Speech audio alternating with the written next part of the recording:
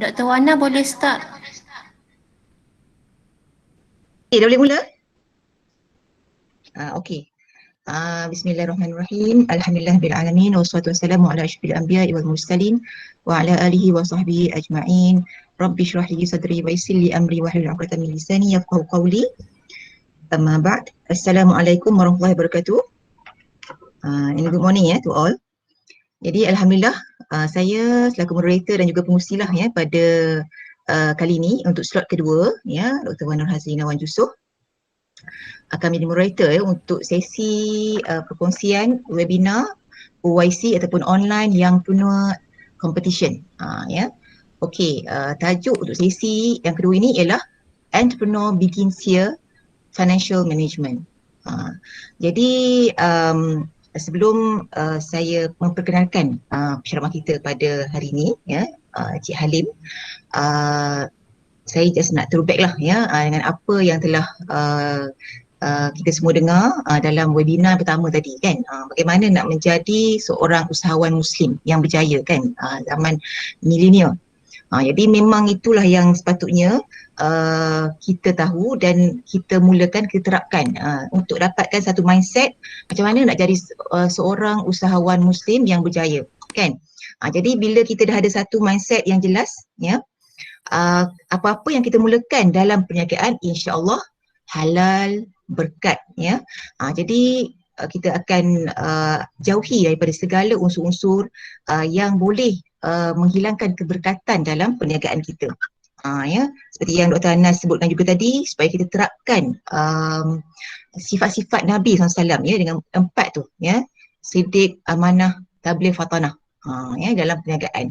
Jadi insya-Allah sekiranya itu sudah menjadi suatu mindset kita, jadi apa-apa perniagaan pun insya-Allah akan mendapat keberkatan dan akan mendapat keuntungan Jadi untuk tidak menghilangkan masa, saya memperkenalkan penceramah kita pada pagi ini yang untuk slot kedua iaitu Encik Halim Syuhaimi bin Yub Johari yang merupakan seorang koordinator keusahawanan koordinator entrepreneurship MASMED dari Faculty of Accountancy UiTM Selangor. Beliau merupakan seorang yang cukup berpengalaman dalam bidang keusahawanan dan bidang kajian pun adalah tentang social enterprise dan juga SME development dan bidang kepakaran beliau ialah antaranya achievement motivation training EMT, business coaching dan juga business model canvas.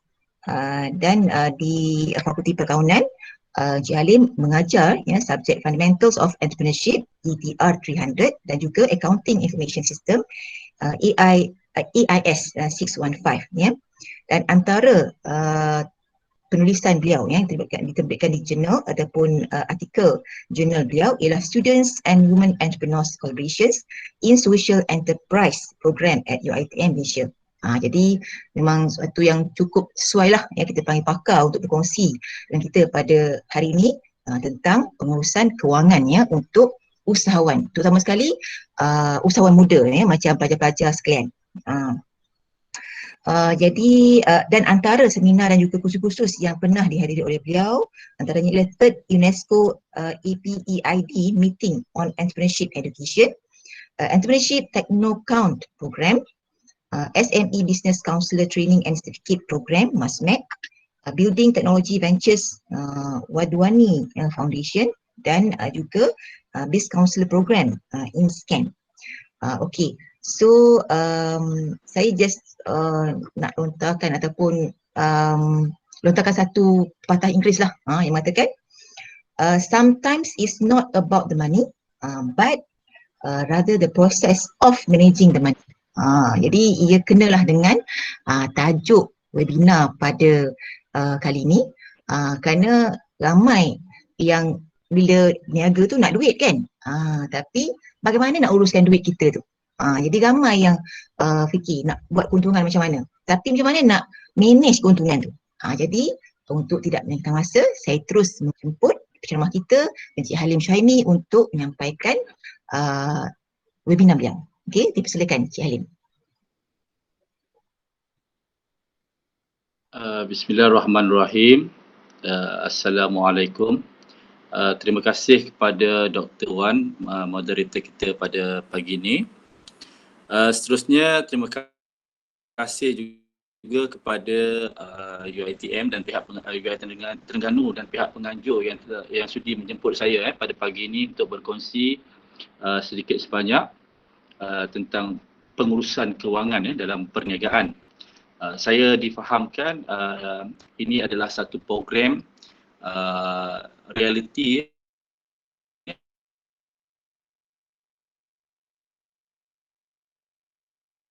untuk melatih pelajar-pelajar berniaga secara online.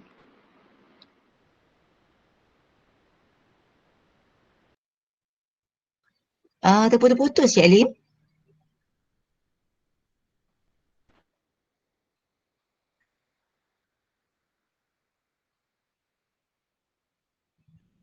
Rasanya Cik Alim ada masalah teknikal. Sebelum tu saya nak dapatkan sedikit sebanyak. Boleh dengar tak sekarang ni? Putus-putus Cik Alim. Okey. Tadi Bagi start saya sekejap. 5 minit untuk saya ni balik. Okey, boleh. Okey. Bagi saya 5 minit Okey, boleh. Jadi kita tunggu sekejap sebab ada masalah talian di sana ya, internet. Jadi nanti kalau mana-mana peserta ataupun FSC ataupun AJK ke ya atau yang ingin mengutarakan sebarang soalan, terus utarakan je lah ya, tak perlu tunggu hingga ke akhir webinar lah sebab takut nanti terlupa kan. Jadi boleh terus lontarkan ataupun kalau yang malu tu boleh tulis pada chat box tu ya. Nanti saya akan bacakan. Okey.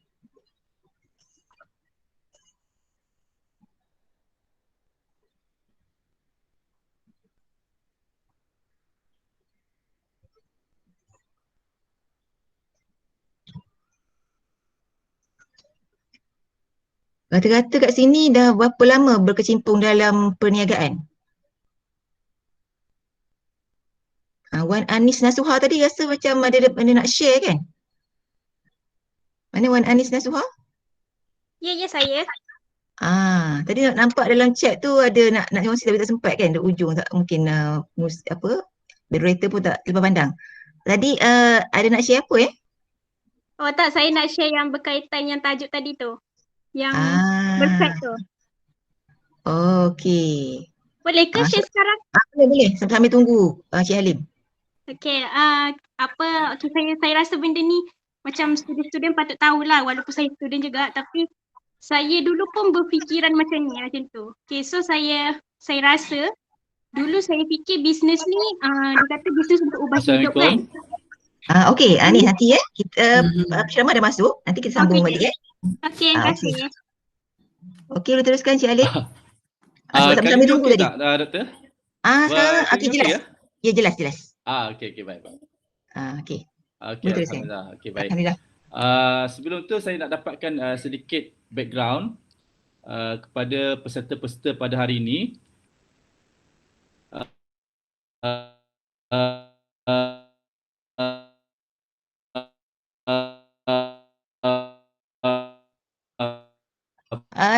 Macam terputus balik. Cik Halim?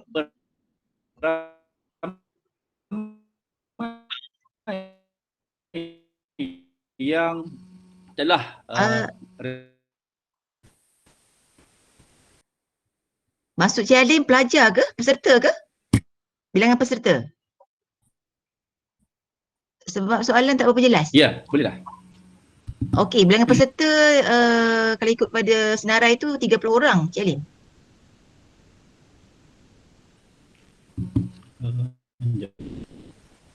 Okey. Ya. Peserta sila type 1. Maksud saya senarai peserta yang telah register SSM sila type 1 dekat ruangan chat. So saya nak tengok berapa ramai yang dah register SSM peserta kita pada hari ini. Okey, Wan Anissa Okey. Okey, so okey.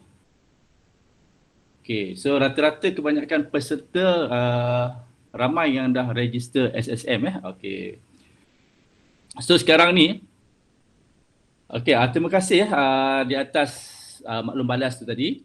Seperti mana yang Dr. Wan perkenalkan tadi, saya terlibat dengan MASMED sejak di UiTM Segamat.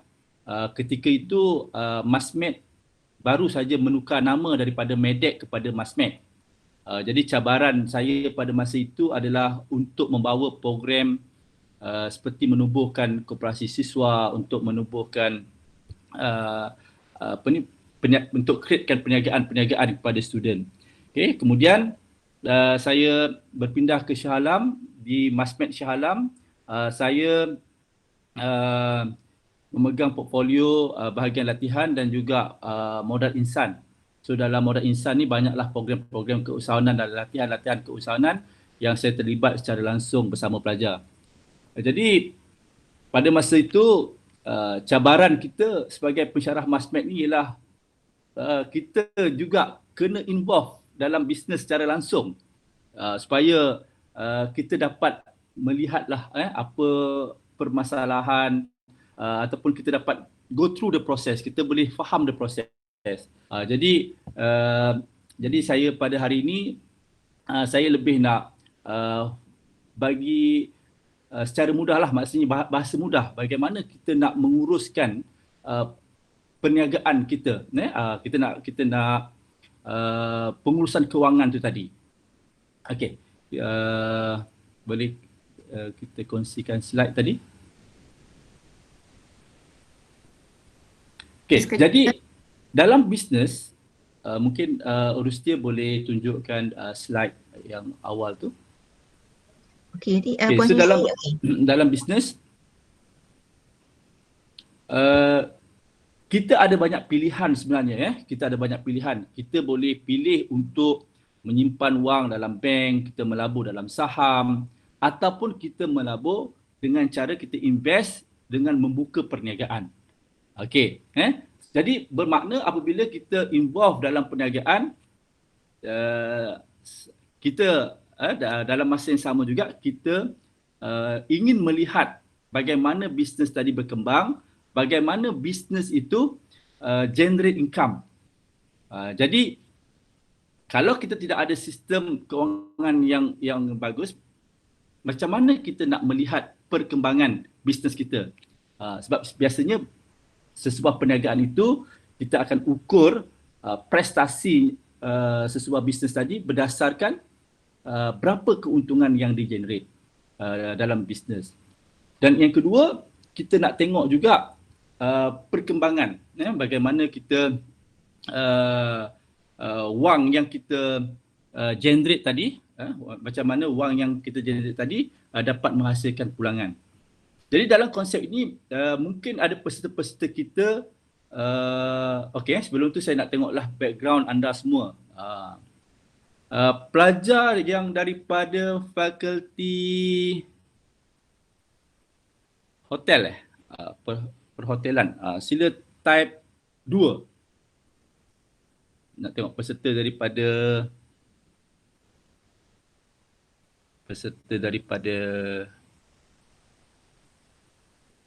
hotel type 2, okey. Pelajar daripada business school ataupun investment operation management, sila type 3. Pelajar daripada program muamalat dan office management, sila type 4. Okey, pelajar perakaunan, sila type 5.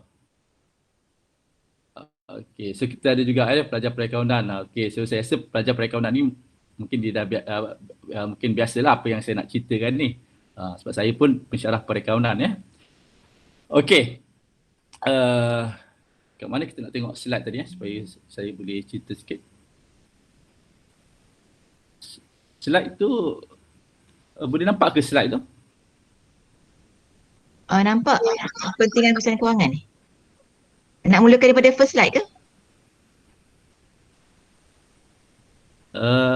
Slide tu kita boleh tolong share ke dengan student? Nanti Puan Suzy akan share. Okey, boleh. Okey. So dalam konsep perakaunan yang kita nak fahamkan asas dia, bagaimana modal ataupun kita panggil equity.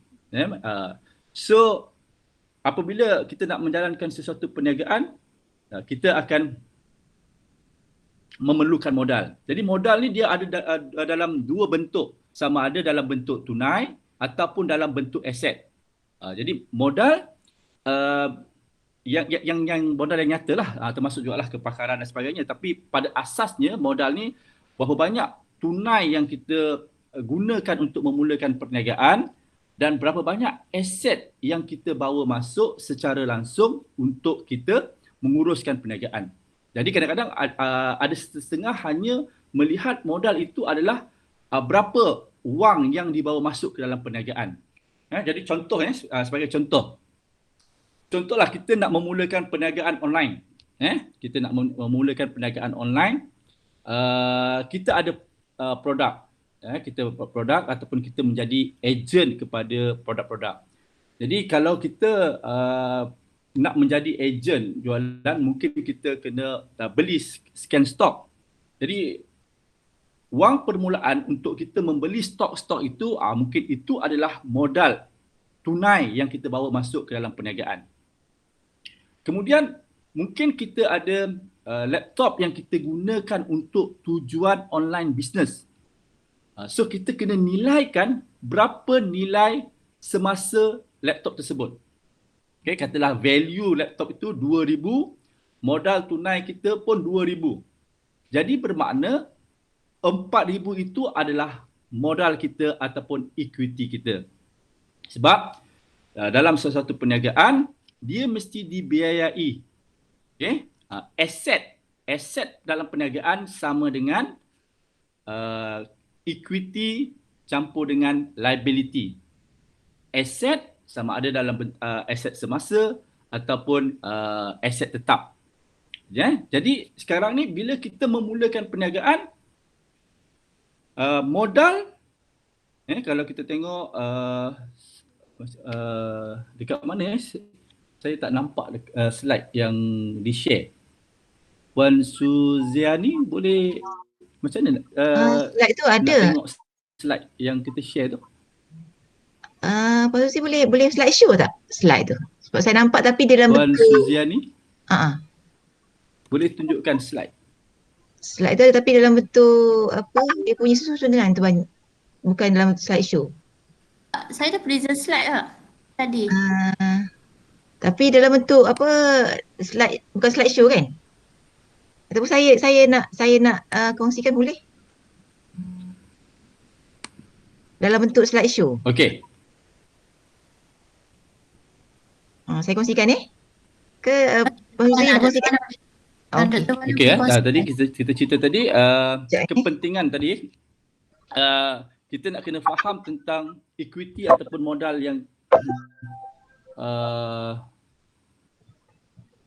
yang kita bawa masuk ke dalam bisnes. Jadi modal ni dia boleh bertambah dan dia boleh berkurang. Ini yang kita nak kena faham. Jadi modal dia boleh bertambah apabila kita membawa masuk. Kita menambah modal kita. Membawa masuk modal kita, itu satu. Yang kedua, apabila kita generate keuntungan pada tahun semasa, so dia juga akan menambahkan equity kita ataupun modal kita. Di samping itu juga, modal bisnes kita boleh berkurang. Modal bisnes kita juga boleh berkurang apabila berlakunya pengambilan atau ambilan ataupun kita panggil drawing. So drawing ataupun ambilan ini apabila kita mengambil wang bisnes ataupun barang bisnes untuk tujuan peribadi. Okey, itu kita kena faham. Jadi sekiranya kita ambil wang bisnes ataupun barangan bisnes untuk kegunaan peribadi, kita perlu merekod. Kerana dia akan mengurangkan equity bisnes kita tadi.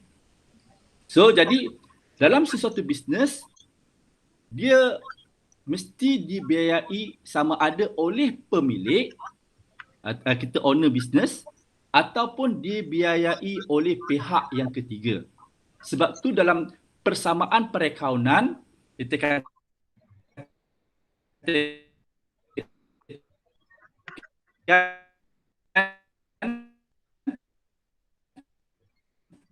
aset sesuatu bisnes tadi. Okay. Contohnya bisnes kita, apa yang kita ada sekarang dalam bisnes kita? Apa yang kita ada dalam bisnes kita? Mungkin kita ada wang di bank, tunai, mungkin kita ada stok, itu adalah aset semasa kita. Ataupun kita ada laptop, itu adalah aset kita. Daripada mana asalnya aset ini? Sama ada dia datang daripada modal yang kita bawa masuk dalam bisnes, ataupun mungkin kita dapat pinjaman daripada mana-mana institusi kewangan, contoh. Okay? Jadi jika kita mendapat daripada sumber ketiga, ini kita panggil liability. Liability maknanya tanggungan bisnes yang perlu kita bayar. Jadi secara secara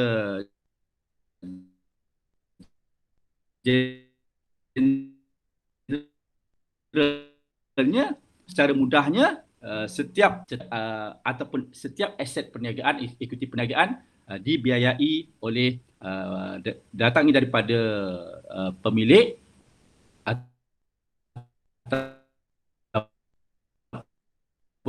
datangnya daripada pihak yang ketiga. Okey. Untuk kita melihat sama ada bisnes kita ini rekod setiap kita perlu merekod setiap transaksi perniagaan. Okey, jadi sebelum itu kita kena kenal pasti dulu apa dia perbelanjaan, apa dia hasil, apa dia aset, apa dia liability. Kerana apabila contoh apabila kita nak menyediakan penyata untung rugi. Jadi dalam bisnes ni kita nak tengok sama ada kita berjaya menjana keuntungan ataupun tidak. Apabila kita nak melihat keuntungan, kita perlu ada maklumat-maklumat ini. Itu yang kita maksudkan tadi. Dalam perniagaan, yang paling asas sekali adalah konsep entiti berasingan. Ini yang kebanyakan peniaga walaupun mereka telah menjalankan perniagaan agak lama ataupun besar atau kecil, mereka gagal mengasingkan duit bisnes dan duit kegunaan sendiri. Inilah disiplin yang pertama yang perlu ada, iaitu konsep entiti berasingan ataupun separate entity. Jadi cara yang paling baik sekali ialah kita perlu ada akaun bisnes kita supaya kita dapat asingkan yang mana wang untuk kegunaan peribadi, yang mana wang untuk kegunaan bisnes. Sebab tu tadi saya bertanya, berapa ramai yang dah ada SSM? Sebab apa? Sebab kalau kita nak buka akaun bank, kita perlu ada, yang pertama, kita perlu ada SSM. Yang kedua, kita kena ada job business. Baru kita boleh, kemudian siapa yang mendaftar ni, kan kita kena ada introducer dan kita kena ada deposit untuk kita buka akaun bank. Okey. Sebelum saya pergi jauh lagi, saya nak dapatkan sedikit maklumat berapa ramai yang ada akaun bisnes yang dah daftar ataupun yang dah buka akaun bisnes. Okey, sila type 6 untuk saya lihat berapa ramai yang dah ada akaun bisnes. Wah, bagus Wan Anis Nasuha, Rabiha Osman, Nurul Syahirah. Okey. Ini antara yang belum ada sila type 7. Okay, yang belum ada sila type 7. Okay.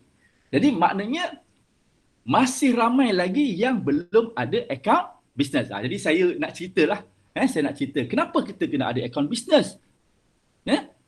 Sebab macam saya kata tadi, untuk kita mendisiplinkan kita dengan bisnes ini adalah lain.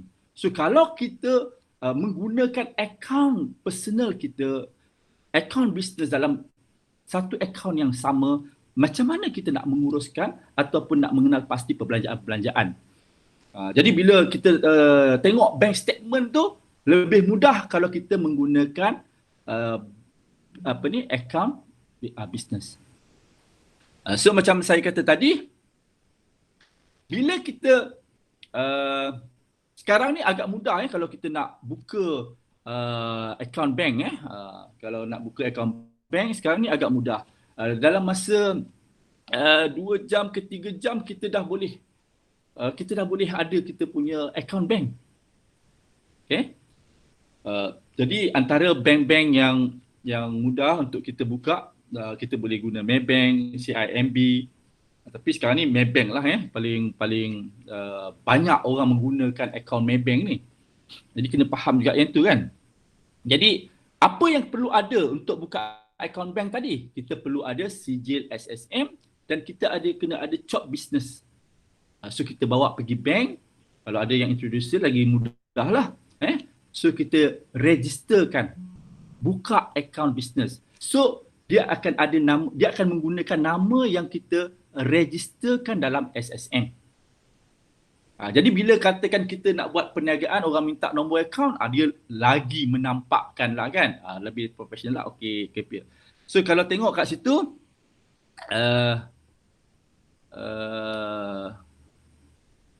boleh nampak ke slide? Kalau boleh nampak slide saya, cuba tekan 1. Saya tak pasti. Anda dapat follow tak slide saya? Oh ada Okey. Okey, alhamdulillah. Okey, so sekarang ni kita tengok account business. Mungkin kita boleh tengok tadi slide tu. Ini contoh account yang saya buka lah. Chess Cafe tu. So kalau nampak slide Chess Cafe tu, dia tulis Chess Cafe, Maybank, nombor account. So kat situ saya tunjukkan ada sijil SSM dan kena ada COP tadi kan, COP business tadi. Okey, ni saya cerita sikit lah pasal Chess Cafe saya ni. Jadi Chess Cafe ni dia baru je didaftarkan, iaitu selepas PKP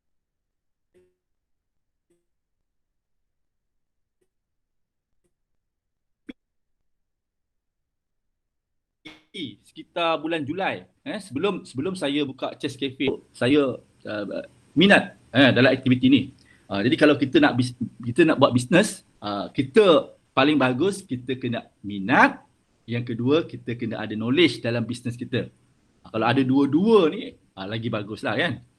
Jadi kalau kita ada minat, kita ada knowledge, so bagus.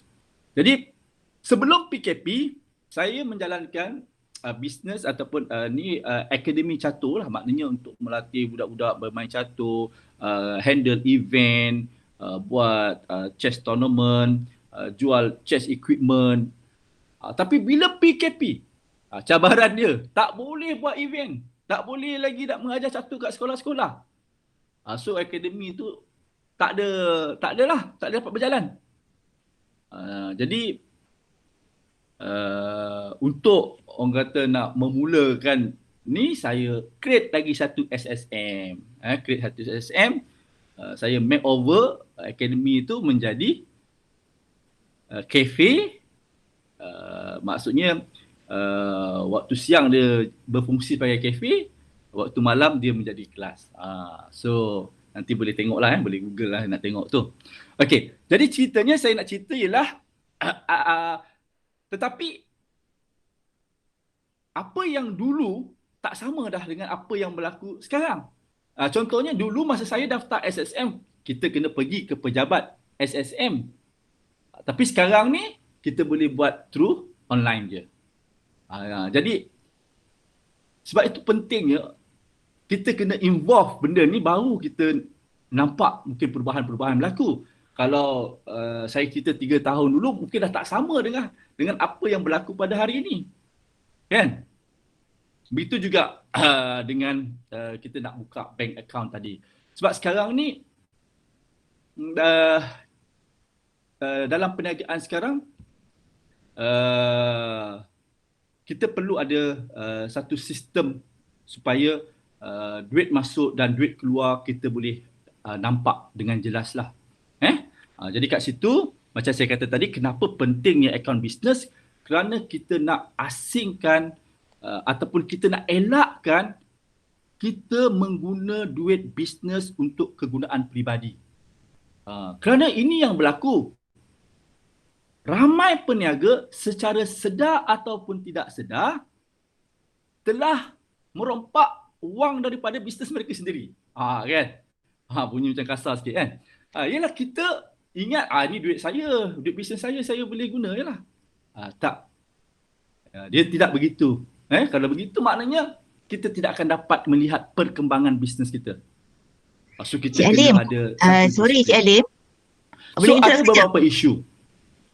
Macam mana kita menjalankan bisnes? Macam mana kita nak allocatekan? Kalau kita nak mengelakkan guna ni, maknanya kita kena allocate lah gaji kita. Kalau kita terlibat secara full time dalam bisnes tu, perlulah kita allocate gaji untuk kita. Berapa gaji kita nak letakkan untuk diri kita? Baru start bisnes kan? So, apa asas kita? Jadi saya bagi paling simple, basic untuk kita menetapkan gaji kita adalah dengan cara mengira berapa komitmen bulanan, minimum bulanan kita. Jadi katalah kita komitmen kita sebulan adalah 1,000. Jadi 1,000 tu kita dah allocate dah gaji. Jadi tak adalah kita bila kita nak beli kegunaan peribadi, kita mengambil duit, bayar. Jadi tak nampak benda tu. Jadi kena direkod. Kena direkod. Kalau kita bekerja dengan bisnes kita, kita berhak mendapat gaji, kita rekod sebagai gaji. Okay? Ini penting. Sebab kadang-kadang saya tengok dulu masa kita buat beberapa program, yelah bila kita berniaga kadang-kadang walaupun adik-beradik kita tolong kita dan sebagainya, kita tak record beberapa benda sebagai belanja. Jadi ini memberi kesan kewangan yang mana kita ingat bisnes kita ni generate untung. Tapi sebenarnya tidak, sebab kita tidak memasukkan beberapa belanja yang terlibat secara langsung dalam perniagaan.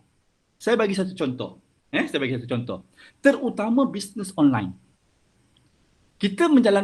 Kebanyakan yang menjalankan bisnes online, dia menjalankan perniagaan dari rumah. Jadi bila tengok dekat akaun tu, saya tanya, cik tak ada letak ke berapa belanja rental dan sebagainya? Oh tak. Sebab saya tak ada sewa kedai, saya buat dekat rumah. Walaupun kita menjalankan perniagaan online dekat rumah, kita kena allocate sewa. Macam mana nak allocate sewa?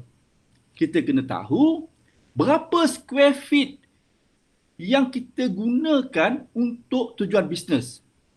Contoh mungkin kita ada satu bilik, kita jadikan dia sebagai office, kita ada tempat yang kita jadikan dia sebagai store. Jadi kalau kita anggarkan, kita kena anggarkan agak-agak berapa square feet.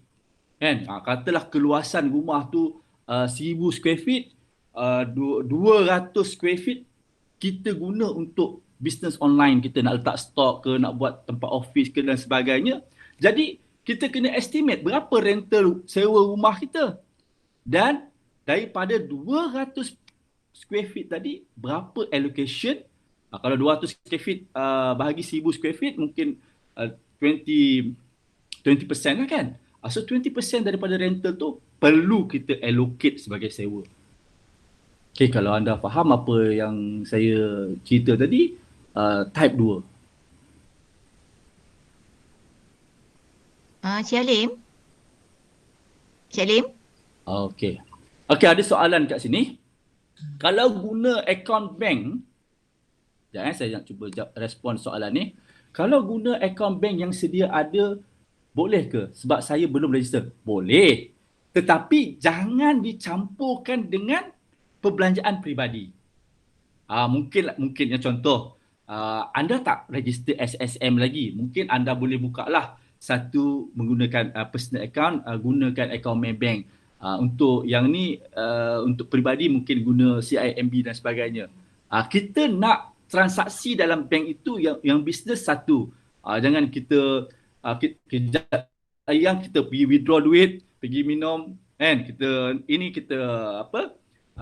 guna beli barang-barang peribadi, kita guna juga kad, kita punya bank card. Jadi kita dah tak tahu mana satu duit bisnes, mana satu duit kegunaan peribadi. Jadi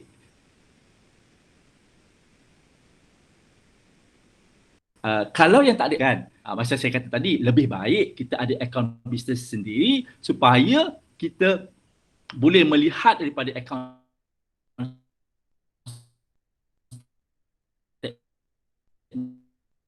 kita. Yang mana satu, ini yang penting.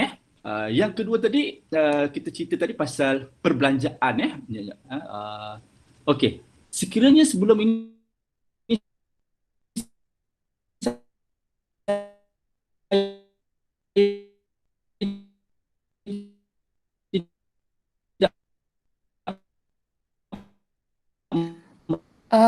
Putus Encik Halim. rekod semua transaksi dan kewangan. Dari mana saya nak berapa anggaran, berapa putus tadi. Okey. Sekarang ni boleh dengar tak? Boleh. Dia kejap putus.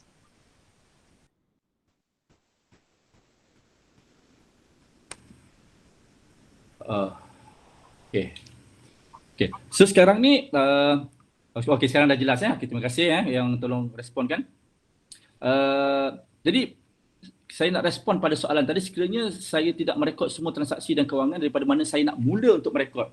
Maknanya boleh mula merekod pada hari inilah. Tapi yang lama tu kita boleh buat anggaran merekod. Contoh, berapa jualan bulan lepas, berapa perbelanjaan bulan lepas. Jadi kita boleh sebab apa, nanti saya akan ceritakan kenapa kena rekod-rekod ni. Sebab bila kita nak buat penyata untung rugi dan sebagainya, kita perlukan data-data ni. Baru kita boleh tengok, kita generate untung ataupun tidak.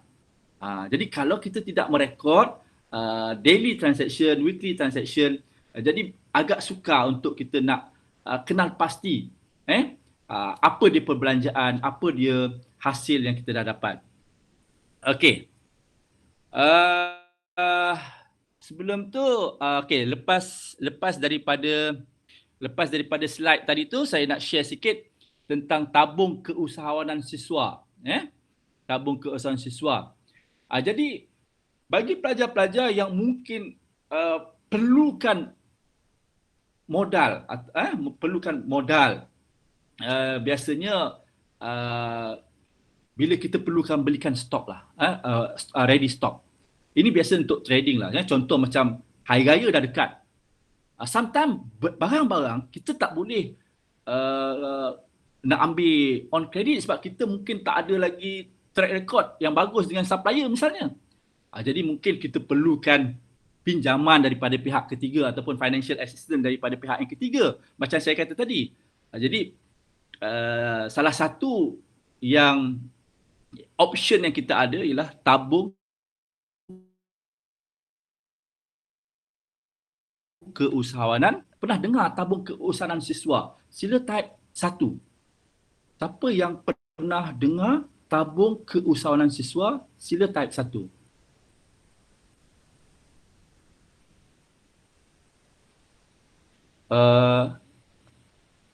Tak ada Siapa yang tak pernah dengar tabung keusahawanan siswa? Sila type 2. Okay.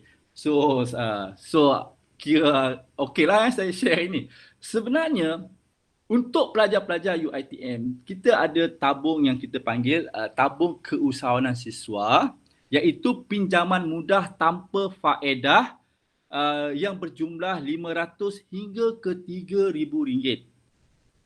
Anda boleh apply menerusi koordinator Masmed di UiTM Terengganu contohnya untuk dimajukan. Jadi kita sebenarnya ada menyediakan tabung dana untuk pelajar-pelajar yang nak berniaga di waktu tempoh pengajian. Macam saya kata tadilah, biasanya pelajar-pelajar yang memohon tabung keusahawanan ni mereka yang mungkin dia dah nampak dah bisnes dia. Contoh anda dapat job untuk cetak baju t-shirt untuk fakulti anda contohnya. Dah dapat job untuk cetak lebih kurang 200 helai t-shirt. Tadi kita buat perniagaan online ni cetak orang dah order. Maknanya dah ada secure job. Anda dah dapat job untuk cetak 200 t-shirt. Jadi nak cetak tadi kita perlukan advance ataupun deposit. So tak cukup modal. Ini contoh-contoh yang kita boleh mohon tabung. Pun anda ada projek. Projek kita adalah untuk menjual tudung sempena hari raya 2021 nak buat pelancaran. Tu nak pergilah cari tudung dekat Vietnam dan sebagainya, kita nak order. So perlukan wang. So benda-benda ni kita boleh propose. Contoh, saya dah ada dah. Saya punya followers, saya dah ada dah. Saya punya platform untuk saya menjual tudung saya. Saya dah ada dah. Cuma saya tak cukup modal untuk untuk membeli stok-stok ni. Itu ada tabung dia. Satu orang pelajar boleh mohon RM3,000. Maknanya kalau you partnership 3 orang dah ada RM9,000. So ini adalah contoh. Jadi kalau dalam perakawanan tadi, inilah yang kita panggil liability. Maknanya bisnes kita memerlukan modal tapi disumbangkan oleh pihak yang ketiga. Itu yang dalam persamaan perakawanan tadi, aset, iaitu apa yang dimiliki oleh bisnes mesti dibiayai oleh sama ada diri kita sebagai pemilik, owner, iaitu modal yang kita keluarkan, ataupun liability ini adalah pinjaman dari pihak-pihak ketiga. Begitu juga kalau ada supplier yang kata, okey tak apa, saya boleh bagi credit term. Saya boleh bagi dulu barang. 3 bulan lagi bawa bayar. Contoh, itu pun liability. Maknanya supplier yang bagi barang secara secara hutang. Jadi itulah contoh-contoh maknanya liability. Liability maksudnya pinjaman ataupun tanggungan bisnes yang perlu dibayar. Okey. Jadi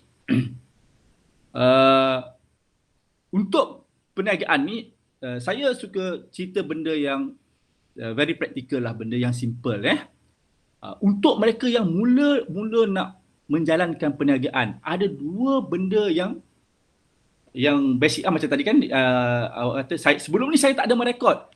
Tapi cuba kenal pasti apa dia hasil, berapa banyak hasil yang anda dah generate. Hasil je. So sepanjang 3 bulan ni saya tak pernah rekod, tapi tapi mungkin awak boleh keep track benda ni. Mungkin bila awak jual dan sebagainya, jadi sebab itu kalau kita jual secara bayaran tadi, jualan tadi kita boleh tengok pada kuantiti lah. Berapa banyak yang dah terjual. Berapa banyak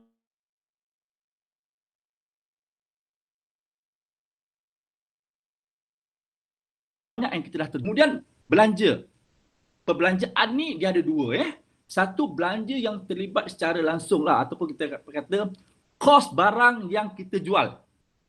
Itu kos barang yang kita jual. Jadi hasil ataupun jualan kita tadi, apabila kita tolak dengan kos barang yang kita jual, itu baru kita panggil untung kasar ataupun gross profit, keuntungan kasar. Jadi kadang-kadang orang tengok untung kasar tu, ini dia dah kira dia punya untung. Untung bersih ataupun net profit perlu ditolak dengan perbelanjaan-perbelanjaan. Contoh tadi kan, mungkin sebelum ni, walaupun anda tak rekod sebelum ni, tapi mungkin anda boleh trace berapa banyak hasil yang anda telah perolehi, hasil daripada jualan barang-barang sebelum ni, dan juga berapa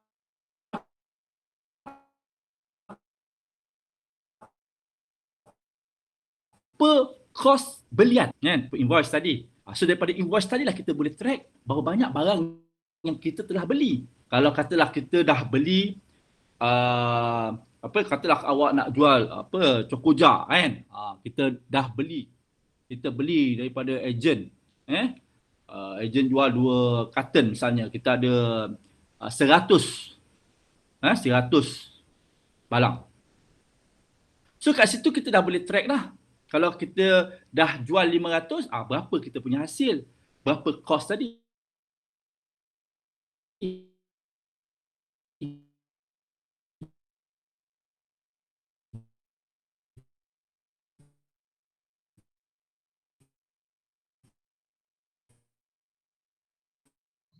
Cik Alim?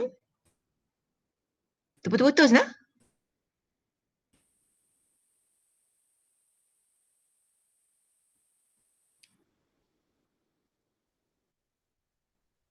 Tak dengar.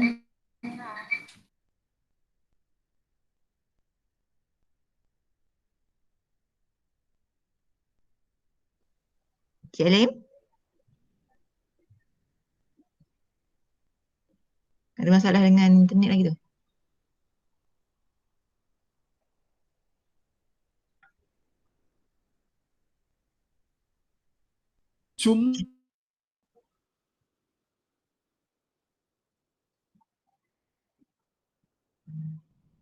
Ni Puan Suzy kontak Cik Alim tak? Takut dia tak sedar dia dah terkeluar.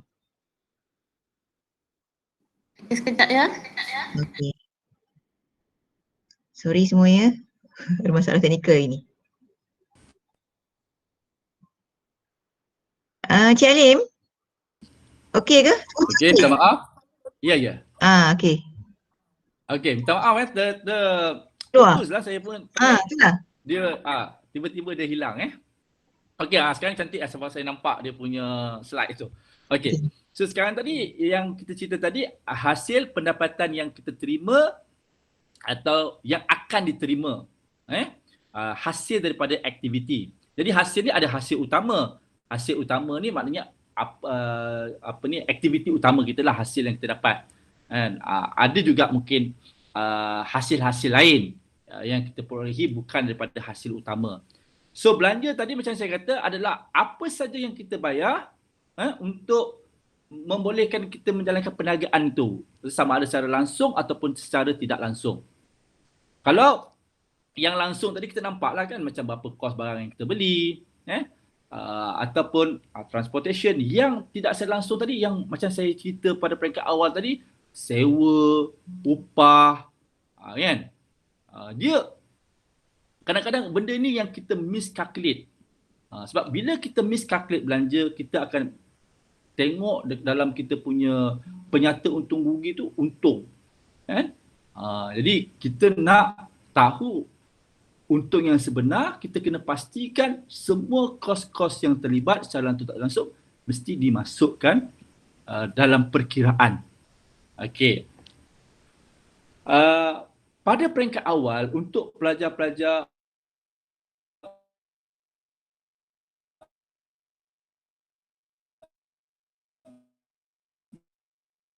memudahkan buku tunai sekarang ni, bukanlah kita nak guna macam dulu maknanya buku kita rekod, tak. Sekarang ni kita boleh kita boleh guna sama ada yang apps berbayar ataupun yang free untuk merekod. Buku tunai ni yang paling simple sebab dia merekod duit masuk dan duit keluar. Jadi at least kita ada transaction sepanjang tempoh perakaunan ataupun setiap minggu ataupun setiap bulan. So kita boleh nampak apa dia duit masuk, apa dia duit keluar kita. So daripada situ nanti kita boleh terlihat, okey duit masuk ni apa dia? Oh ni hasil. Belanja ni apa? Oh ni duit keluar ni apa? Duit keluar ni beli barang. Okey, ni kos barang yang dibeli. Duit keluar ni apa? Oh ini bayar transportation. Jadi perlu ada satu rekod yang paling mudah yang kita panggil cash flow ataupun kita panggil aliran tunai kita. Ini paling basic. Sama ada awak nak buat menggunakan Excel pun boleh. Ataupun sekarang ni saya tengok ada a few apps. Kita boleh tengoklah. Kalau tu kita boleh tengok apps yang percuma pun ada. Yang mana awak boleh record duit masuk atau keluar. Lainlah kalau kita perniagaan kita dah besar kan, mungkin kita boleh gunakan sistem macam StoreHub tadi. Yang itu dia lagi detail kan, dia lagi boleh nampak barang apa, belanja apa. Macam masa saya buka Chess Cafe tu, saya guna StoreHub ni untuk memudahkan kita nak track apa jualan utama, apa yang paling jualan yang paling tinggi pada hari tersebut. Jadi kita boleh monitor. Kita boleh monitor daripada phone kita setiap transaksi yang berlaku. Jadi pada zaman ni agak mudah sebab kita tak, kalau dulu kita ada buku sebab tu dipanggil buku tunai sebab dia ada buku kita kena tulis lah. Hari ni contoh hari ni 17 bulan 3 duit keluar berapa banyak, duit masuk berapa banyak. Kalau keluar tu apa tujuan dia. Lepas tu ada baki kat situ. Baki tu adalah kita nak tahu berapa duit yang available. Nah ini penting kan. Sebab kita ada duit banyak ni lagi. Kan? Ini duit yang kita tinggal.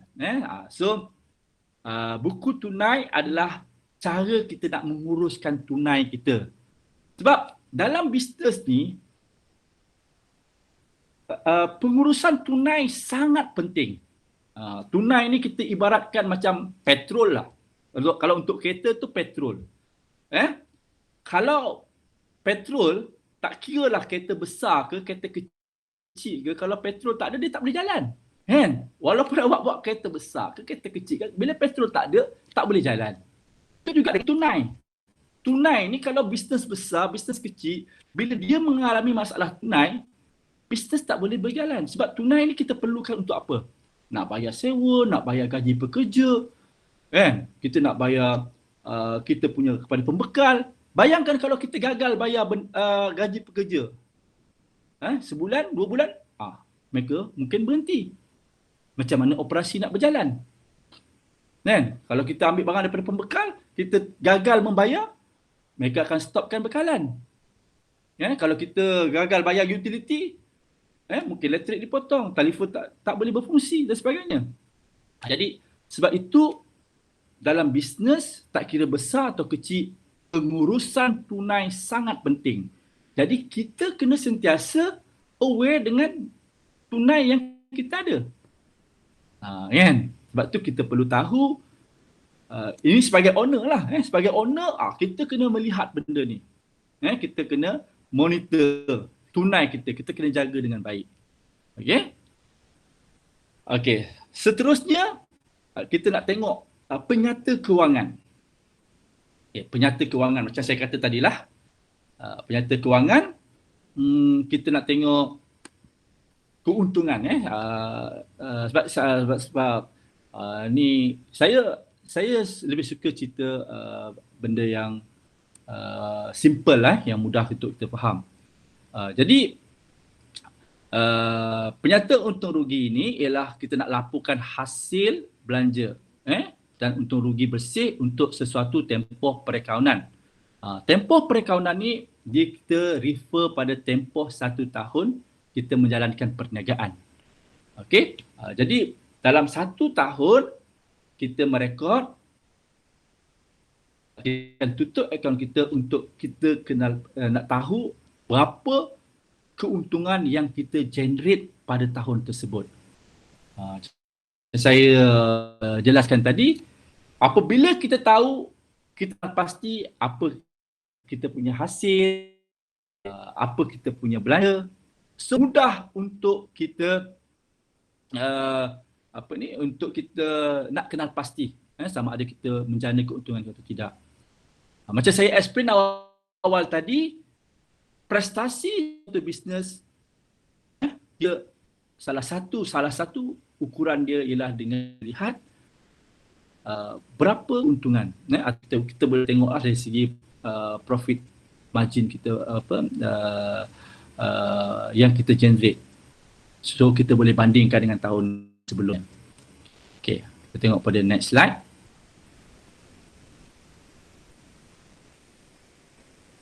Okay, ni paling saya bagi yang simple. Ada perujukan trading dan sebagainya. Hasil, macam saya kata tadi, hasil. Kat mana nak tengok hasil tadi? Kalau kita tengok hasil apa saja yang masuk lah. Duit yang masuk, duit yang kita jual barang tadi, tu semua hasil kita. Kemudian kita akan tengok pada kos barang yang dijual. So apa aktiviti utama kita?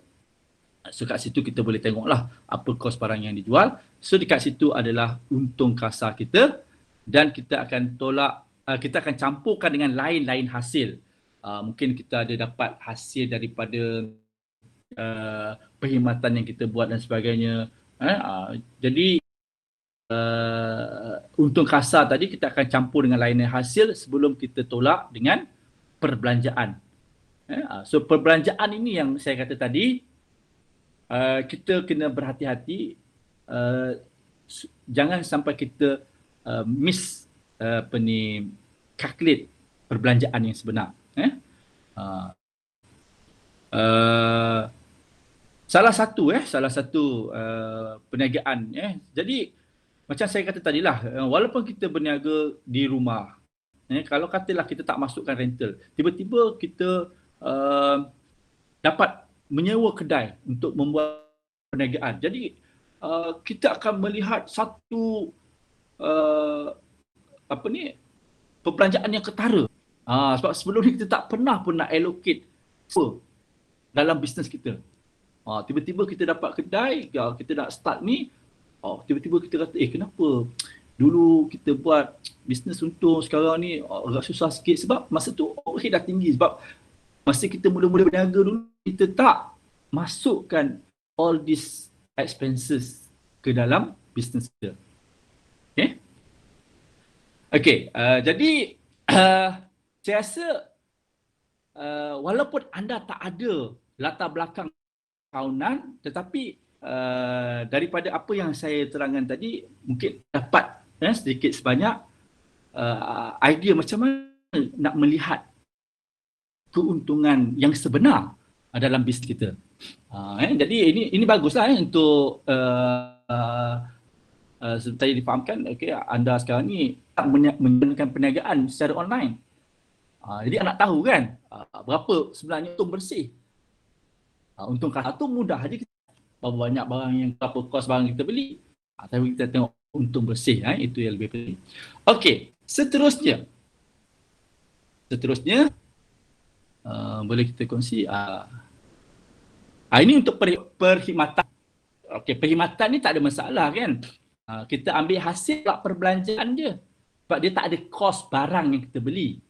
Perkhidmatan ni contoh kita buat perkhidmatan repair komputer. Kan? So, bolehi terus je kita tolak apa perbelanjaan yang kita, contohlah kita buka dia punya bank ke apa, dan berapa kita nak charge. Kan? So, kita dapat, itu untuk servis lah. Ataupun servis ni kita buat training lah misalnya, kita buat training. So apa hasil yang kita buat, tolak dengan berapa belanjaan yang kita nak charge dalam yang kita terlibat. Okay, itu perkhidmatan. Okay, so dalam penyata kewangan tadi, yang paling asas yang nak tengok penyata untung rugi. Yang kedua, kita nak tahu, nak tengok kedudukan aset, kedudukan modal, equity dan kedudukan liability kita pada hujung tahun tersebut. Jadi selepas kita tengok untung rugi, kita nak tengok berapa banyak aset kita pada tahun yang berakhir. Contohlah kita nak buat apa ni, kita nak buat account daripada 1 Januari 2021, 1 Disember. So pada 1 Januari, ini kita punya aset. Ini kita punya modal, ini kita punya liability. So pada 31 kita nak tengok berapa keseluruhan S yang kita dah ada. Sebab mungkin ada yang dah bertambah, mungkin ada yang dah berkurang. Jadi aset pun, nilai aset dia akan berkurang kan, sebab aset ni jangan lupa setiap aset kita ada susut nilai. Ini pun kadang-kadang ramai yang tak masuk dalam belanja. Setiap aset tu dia ada susut. Contoh katalah awak ada kenderaan ni awak gunakan untuk bisnes. So saya nak guna kereta saya ni, saya nak gunakan untuk tujuan bisnes. Katalah kereta ni value dia berapa? Kalau masa kita buat dalam bisnes tu, katalah value dia ada 5. Jadi pada hujung tahun kita kena kira susut nilai dia. Susut nilai kenderaan ni biasanya dalam 20%. So kita kit 20% daripada itu sebagai susut nilai kenderaan. Yang mana dianya kena masuk dalam penyata untung rugi tadi. Jadi ini kadang-kadang belanja-belanja yang kita tak masuk kan. Mungkinlah kita masuk kos perbelanjaan macam servis kereta, maintenance kereta, kita susut nilai ni kena masuk. Sebab aset kita tadi dia dah berkurang kerana setiap aset, contoh misalnya perabot yang kita beli misalnya ada susut nilai dia. Jadi susut nilai ini kita kategorikan sebagai perbelanjaan. Perbelanjaan kita akan masuk dalam penyata untung dan rugi. So saya rasa pada hujung tahun kita sebagai business owner mesti melihat berapa aset bisnes kita ada, berapa kita punya equity. Maknanya kalaulah ni aset bisnes kita ada 50,000, berapa kita punya dalam tu, berapa banyak liability kita daripada nilai tersebut. Jadi prinsip dia mudah saja. Nilai aset dalam sebuah bisnes itu sama ada dibiayai oleh owner ataupun dibiayai oleh pihak yang ketiga. Okey. Jadi secara asasnya setiap peniaga perlu ada ilmu logik ni. Dia kena ada. Apa pun bisnes yang awak nak buat, besar atau kecil,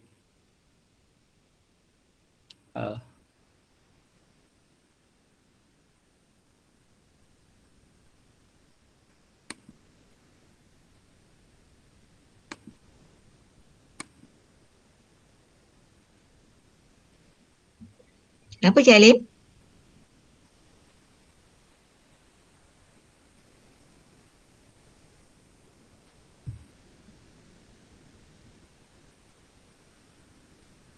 Ada masalah ke Cik Alim?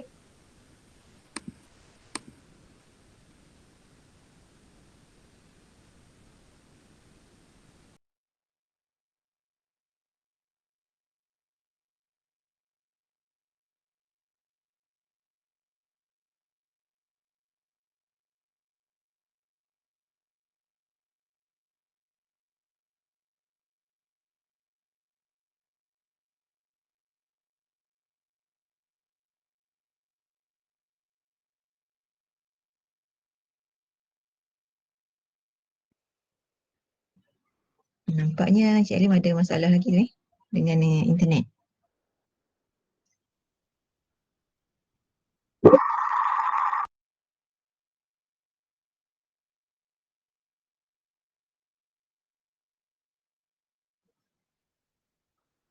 Tuan Suzy dapat kontak Cik Alim tak?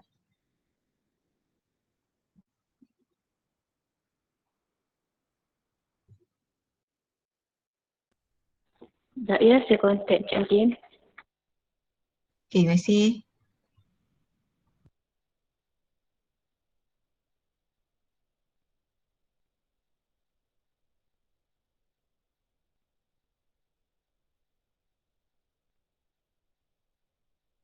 Sekejap ya, kita tunggu Cik Halim untuk join semula.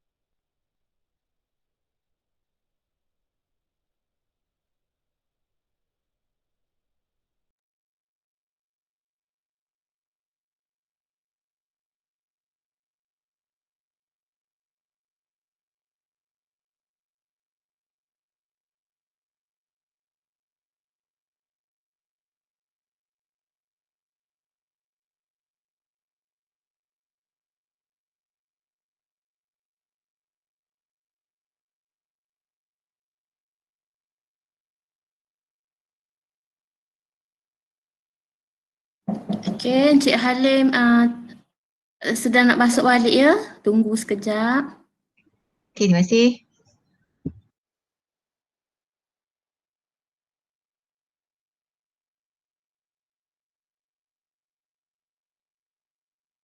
Nanti kalau ada siapa-siapa peserta yang ada soalan berkenaan dengan akaun, boleh teruskan Encik Halim ya.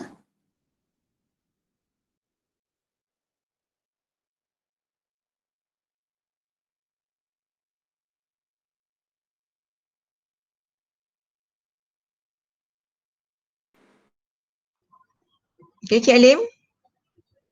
Okey ke? Boleh teruskan? Saya tak dengar lagi suara Cik Halim. Okey minta maaf terkeluar lagi. Okey. Okey. Okay, dah boleh masuk. Boleh. Okey. Boleh dengar Alhamdulillah. Boleh dengar ke? Okey, boleh. Okey. Boleh. Sebenarnya Saya tadi dengar pun saya tak? kita dah di penghujung lah tadi. Sebab tadi saya cuma nak wrap up balik lah apa yang kita dah kongsikan tadi. Boleh? Dengar. Okey. So tadi macam saya kongsikan tadi sebagai kita nak memulakan perniagaan tadi terutama pada pelajar-pelajar yang mengambil bahagian ni. Jadi ini adalah satu platform yang bagus untuk anda aplikasikan pengurusan kewangan tadilah. Jadi maknanya pada peringkat awal ni tadi kita dah jelaskan betapa pentingnya kita memahami konsep separate entity. Jadi dalam perniagaan, tak kira besar atau kecil, kita kena asingkan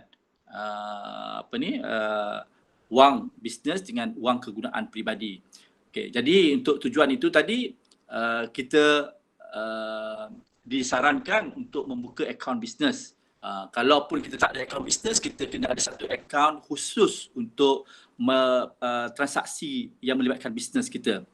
Tujuannya ialah untuk memudahkan kita merekod, kita nak kenal pasti balik, kita nak trace balik yang mana melibatkan bisnes tadi. Yang kedua, untuk mengelakkan kita menggunakan wang bisnes untuk kegunaan peribadi. Seterusnya tadi, saya bercerita tentang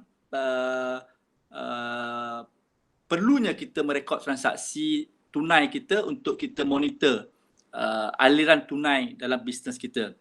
Kemudian untuk kita melihat sama ada perniagaan kita menjana keuntungan atau tidak, kita bolehlah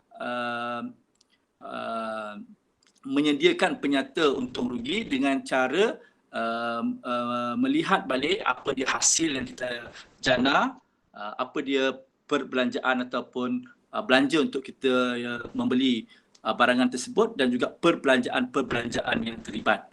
Okey, dan seterusnya untuk kita mengenal pasti kedudukan aset kita, kedudukan equity kita dan kedudukan liability kita, yang mana pada hujung tahun kita perlu untuk mendapatkan gambaran melalui kita panggil kunci kira-kira ataupun financial position untuk melihat kedudukan aset, liability dan ni. So saya rasa jika ada sebarang pertanyaan, boleh kita saya cuba bantulah untuk memberi sedikit penerangan. Okey, saya serahkan kepada moderator kita.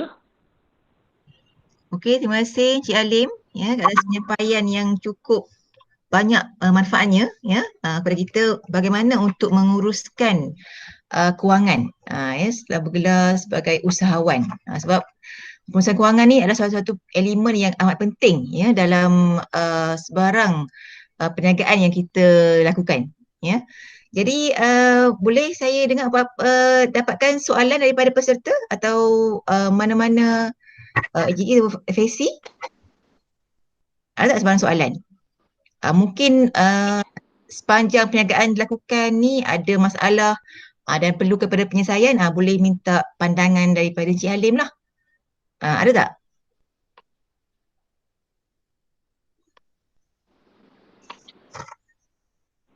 Encik Halim? Okey, saya sementara menunggu persoalan daripada peserta. Okey, selain daripada apa yang Encik Halim sampaikan tadi ya, tentang perlu ada separate entity dalam pengurusan akaun. Perlu ada akaun peribadi dan akaun perniagaan kan. Kemudian perlu rekod duit masuk dan duit keluar. Ya. Perlu ada penyata kira-kira. Selain daripada perkara-perkara ni, apa lagi kelemahan yang biasa dilakukan oleh usahawan lah yang menyebabkan mereka tak dapat mencapai keuntungan yang mereka sasarkan selain daripada ketiga-tiga perkara tadi?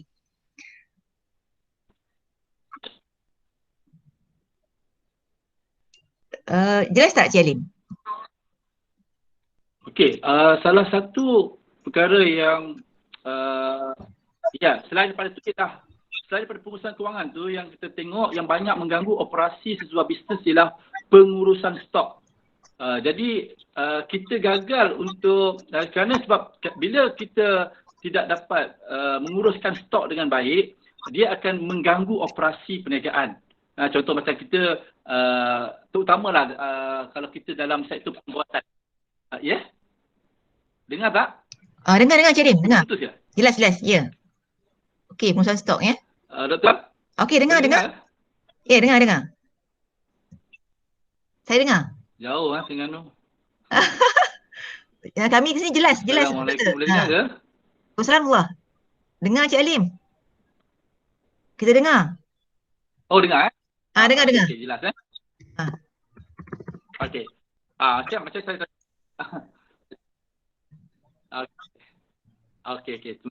Okey. Macam saya katalah macam pengurusan stok tadi. Jadi apabila kita tidak merancang pembelian stok yang tersusun, dia akan mengganggu operasi kita, terutama perniagaan dalam sektor pembuatan. Contoh kita buat kek dan sebagainya, so bila ada tempahan dan sebagainya, katalah kita pengurusan stok ni bukan sahaja nak memastikan barangan tu sentiasa cukup, tapi kita tak nak pegang stok yang terlalu banyak sebab mungkin stok yang banyak tadi dia akan mengalami kerosakan sebab dia ni akan melibatkan kos. Jadi tapi kalau kita super juga kalau kita terlibat dalam trading, terutama untuk barangan yang ada expired tadi. So kita macam mana kita nak manage kita punya stok supaya kita tak ambil terlalu banyak. So yang itu pun salah satu perkara yang penting lah saya tengok ya, pengurusan stok, sistem pengurusan stok. Yang seterusnya macam mana kita nak minimizekan kos. So minimizekan kos ni sangat penting sebab kita dalam perniagaan dia ada dua. Untuk maximizekan profit dia ada dua. Pertama, kita naikkan selling price kita. Yang kedua, kita minimizekan kos kita. Kalau kita naikkan selling price, kita terpaksa compete dengan peniaga-peniaga lain. Jadi macam mana kita nak minimizekan kos?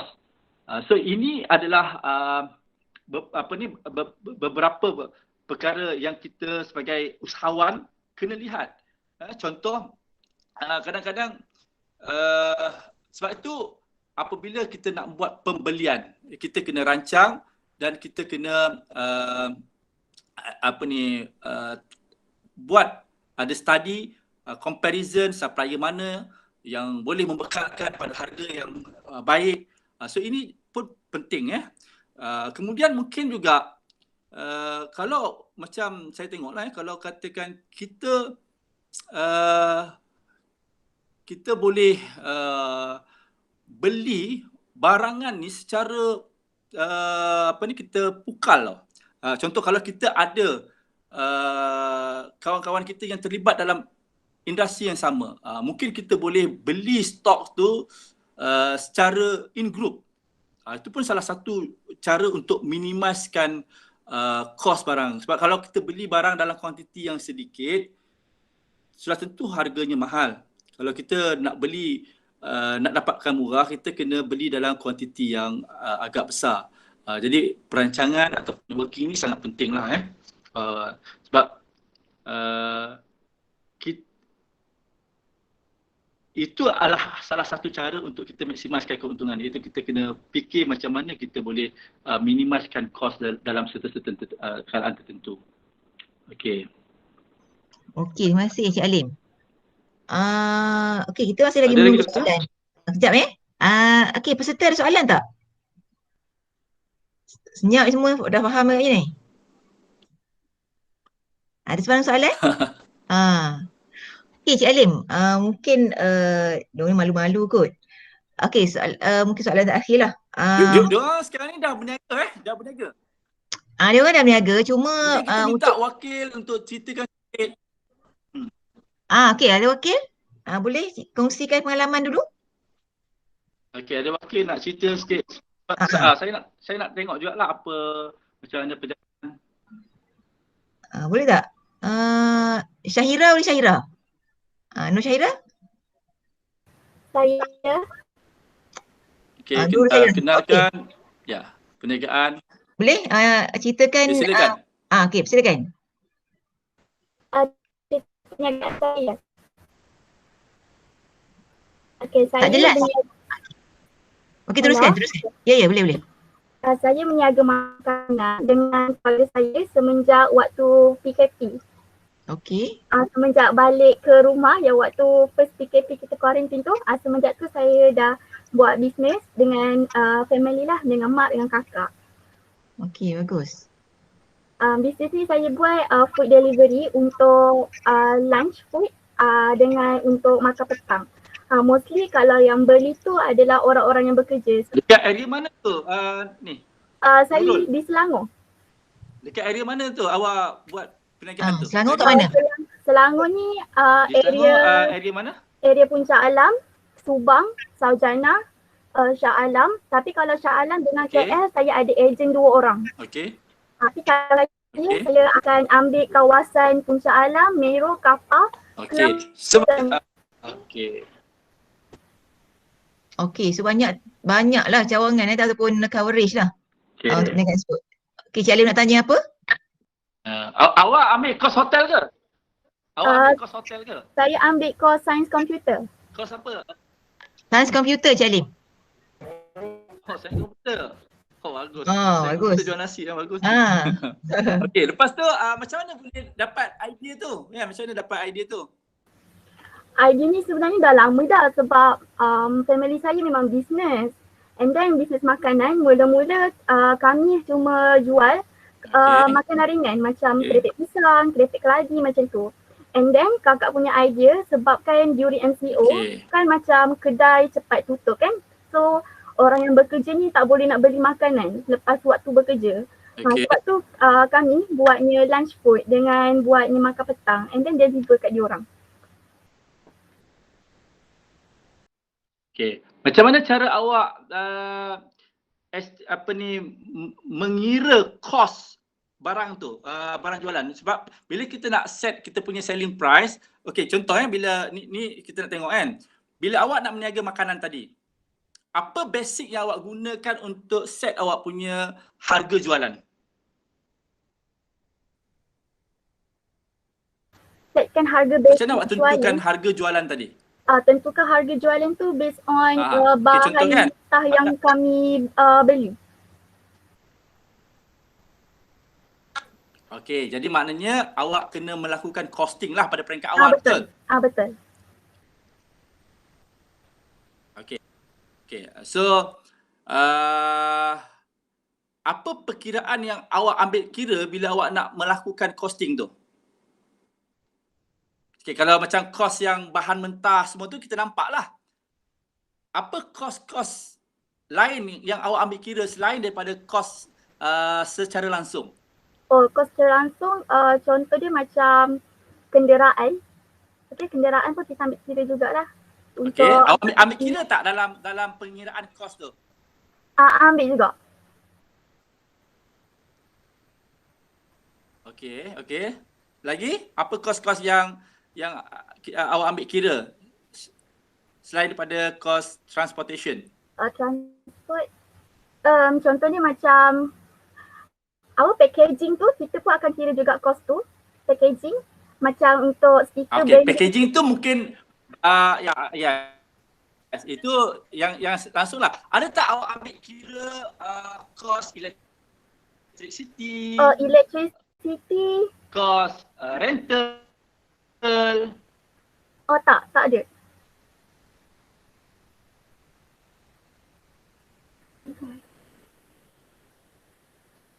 Kan. Jadi kadang-kadang ini adalah benda-benda yang kita rasa dia bukan sebahagian daripada kos sedangkan dia tetap menjadi kos pada kita. Okay. So maksudnya bila kita nak membuat anggaran untuk kos pada produk kita, apa sahaja yang kita gunakan untuk menghasilkan produk tersebut mesti kita absorb di dalam cost of production. Okay. Macam kos yang langsung mudah kan. Contoh kos barang yang awak beli, kos box, itu mudah kita nak kira. Kan? Mungkin transportation mungkin kita boleh divide lah, kita boleh average. Contoh kita beli barang ni untuk berapa packs. So kita boleh divide lah untuk satu pack berapa kita nak absorb dalam kos tadi. Jadi super juga macam kalau kita nak kira kos-kos lain, kos-kos utility yang lain lah. Kita boleh tengok dari sudut berapa banyak kos secara total dan berapa banyak dia boleh menghasilkan jumlah ataupun kuantiti barangan tadi. So kita boleh divide kat situ.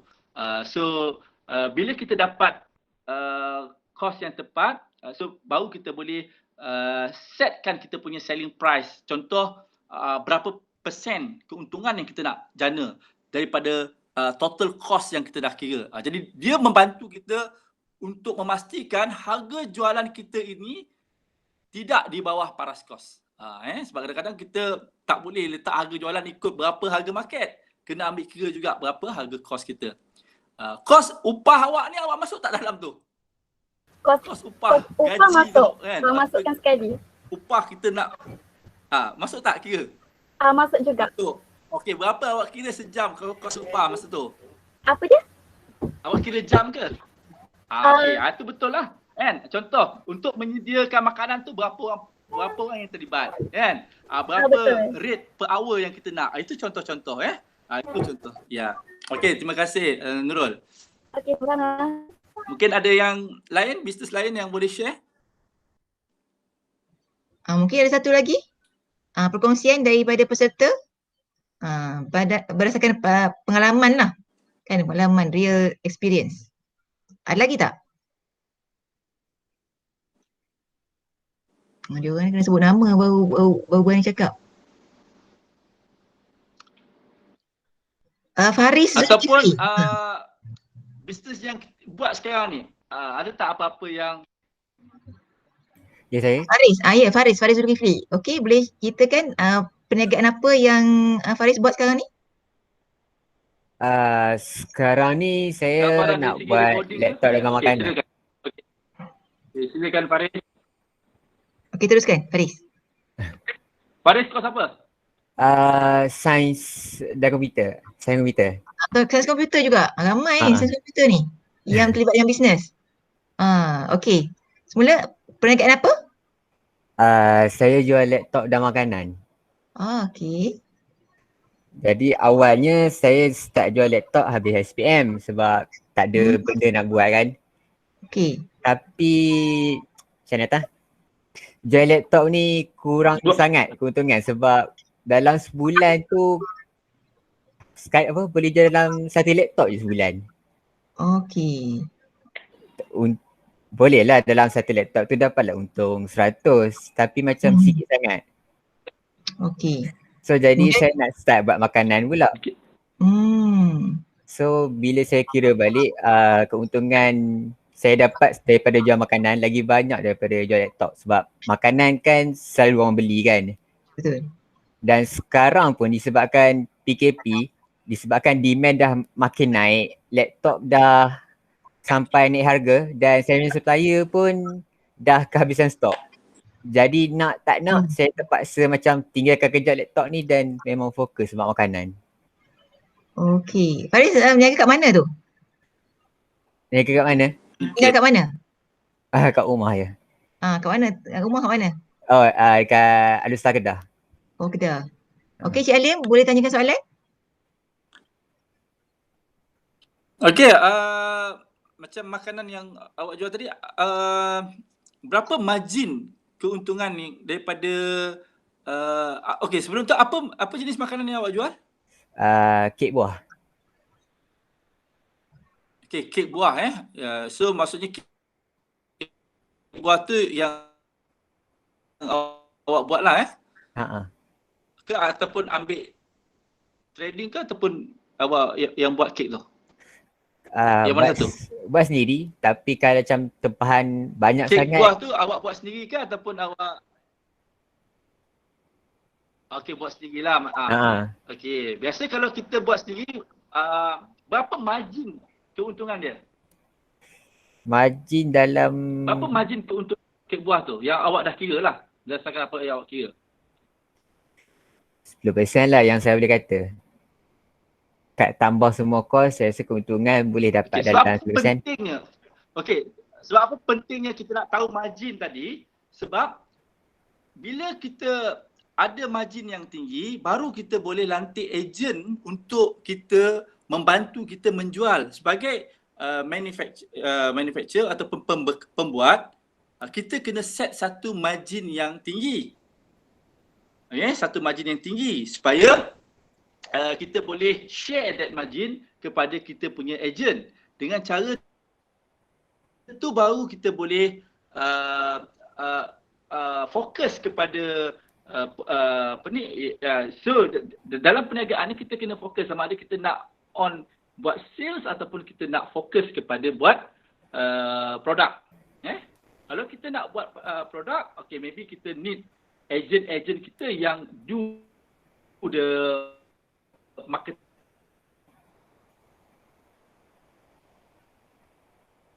part.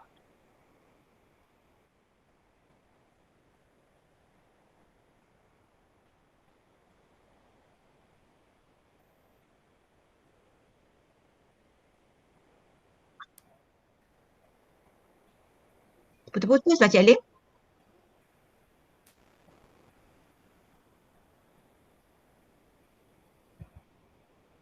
Cik Alim? Tak dengar? Pembuatan. Maknanya berapa keluarkan kek buah dalam sehari. Katalah kita boleh, pada peringkat awal mungkin kita buat permintaan. Faris? Suara putus, tak dengar. Boleh dengar ke? Sekarang boleh dengar. Yang tadi tu tak dengar. Tadi putus-putus. Ni sekarang okey. Okey. So ni nak raya ni lagi rancak lah. Oh tadi putih. Sepatutnya Okey, rancak. tadi banyak gangguan lah. Kan kat situ. Dia line dia tak berapa sharp lah. Ya jauh. Okey. So sekarang ni berapa production sehari? Berapa production sehari Faris? Saya boleh kata dalam 10 lah. Sikit 10 tu satu tu berapa kilo? Setengah kilo? Berapa gram? Boleh dalam, boleh lah kata setengah kilo. Setengah kilo, Cik Alim. Maknanya satu kek buah yang awak jual setengah kilo Bermakna kalau 10 5 kg sehari lah. Betul? Ya, betul. Konsisten ke ataupun by order? By order. Konsisten 5 kilo sehari? By order juga. By order. Okey. Maknanya kalau ada order baru buat. Macam tu? Ya, betul. Okey. Untuk peringkat awal bagus. Maknanya kita buat ikut order je dulu. Maknanya kita baru nak positionkan kita punya ni. Cuma later on kalau katakan feedback bagus, kita punya kek, then kita akan fokus kepada brand. Kita fokus kepada nak brandkan kek buah kita tu. So sekarang ni adalah fasa untuk kita positionkan kek buah kita, nak tengok apa feedback user. Dari segi rasa dia, dari segi harga dia, itu penting maklumat-maklumat tu untuk kita kalau kita nak kembangkan bisnes kita di masa akan datang. So maksudnya ini adalah fasa kita baru nak introduce produk dalam market. So kalau katakan kita nak tengok, kita boleh tengoklah dia punya grow tu. Maknanya daripada 5 kilo, next month berapa target kita? Mungkin kita target 10 kilo. Ni nak event berapa kilo? So yang ini yang kita perlu ada satu target ataupun perancangan. Dari segi accounting macam mana Faris? Dari segi accountnya macam mana? Ada rekod ke transaksi-transaksi jual beli? Ada rekod tapi tulis dalam buku je. Macam mana? Ada rekod tapi dalam buku ada note rekod, je. Tapi? Adalah tulis dalam buku. Dalam buku note je? Ya. Dalam buku je, okey. Okey. Jadi untuk peringkat awal, gunakan buku tunai dulu.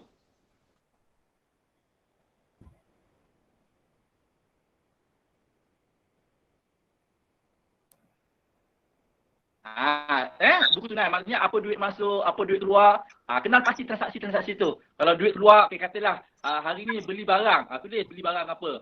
Supaya nanti bila hujung bulan kita boleh analisa. Ini belanja ni untuk belanja apa, kos apa. Baru kita boleh buat nak kira untung rugi tu. Okey Faris So peringkat awal paling orang kata apa, paling basic sekali adakan buku tunai dulu. Notebook tu tapi buat lagi proper. Kalau boleh buat dalam Excel lagi nanti supaya kita boleh analyse. Buat dalam Excel, so transform data-data tu dalam Excel. Masukkan dalam laptop, masukkan. Okey, hari ni apa duit masuk, apa duit keluar, untuk tujuan apa dan sebagainya. So at the end, kita boleh buat analisa berapa keuntungan yang kita generate. Lagi bagus kan? Jadi, bila awak berniaga, awak nampak dia punya proses tu, awak nampak dia punya grow tu, dia akan dapat menaikkan minat kita sebagai usahawan. Kalau kita tak tahu bisnes ni buat untung ke tidak ke, jadi kita tak ada target untuk pada bulan-bulan yang akan datang. So dalam bisnes tak apa kita start macam tu, tak ada masalah, tapi kita kena ada maklumat ataupun data yang kita rekodkan dalam bentuk yang lebih sistematik. Okey Faris, dapat tak? Dapat. Okey Faris. Okey. Terima kasih. Okey. Terima kasih Faris, juga Cik Halim. Okey, terima kasih atas perkongsian daripada pelajar-pelajar juga. Okey, teruskan Tuan. Ya. Okey, terima kasih Cik Halim. Mandangkan sekarang pun masa telah menunjukkan jam 12.37 ya. Jadi Tuan. ya. Okey. Terima kasih ya. Jadi semoga apa yang disampaikan oleh Cik Halim tadi dapat dimanfaatkanlah oleh para peserta semua untuk meneruskan bagi yang dah ada perniagaan, meneruskan perniagaan mereka untuk mengurus kewangan. Kemudian bagi yang baru nak bermula untuk bagaimana nak uruskan kunci kira-kira atau penyata kewangan dengan lebih cekap lah supaya keuntungan tu kita dapat capai tahap maksimum jadi jangan lupa untuk isi kehadiran telah dikongsikan oleh Puan Suziani di chat box. Terima kasih kepada Cik Halim kerana sudi untuk berkongsi ilmu dan pengalaman beliau bersama peserta. Dan jangan lupa esok program webinar masih lagi berlangsung sehingga 24 bulan. So untuk esok masih lagi slot pagi pukul 9 hingga 10.30 bersama Puan Hasina Hamdan, customer avatar dan copywriting, dan kemudian pukul 11 pagi pula bersama Puan Azian Bulgani buat PT dengan Shopee. So slot-slot tu memang menarik lah.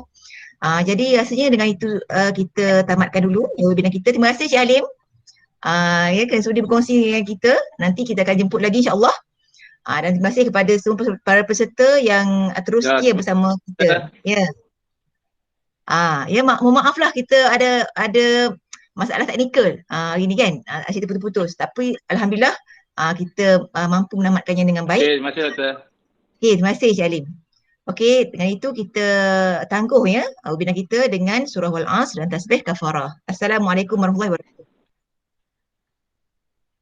Waalaikumsalam. Kita datang dulu lah tu. Tentu datang dulu lah tu. Kita datang dulu untuk Cik Halim. Baru lagi clear. Kalau dah masuk esok insya-Allah. Terima kasih Cik Halim. Ya, insya-Allah. Terima kasih Cik Halim.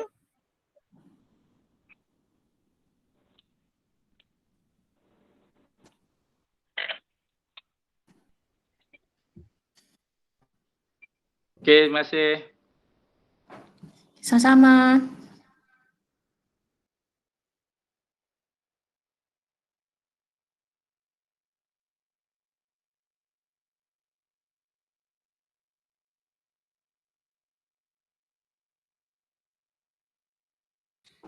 Jangan lupa untuk siri 3 esok webinar untuk digital marketing 1 dan siri 4 webinar untuk digital marketing 2. Jadi kena hadir semua ya untuk ambil attendance. Markah kat sini ni. Terima kasih semua.